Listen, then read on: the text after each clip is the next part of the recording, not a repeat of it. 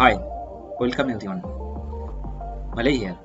Today we will learn how to use the expanded dashboard permissions and default dashboard setting. To understand this, we'll go to our dashboard setting. Under sub account, there is dashboard tab. When we will go to that three dot, then we will find the manage permissions.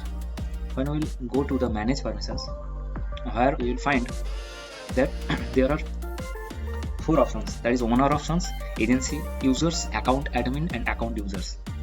If I want to change the role of agency users, account admin, account users from this drop down list, I can change accordingly.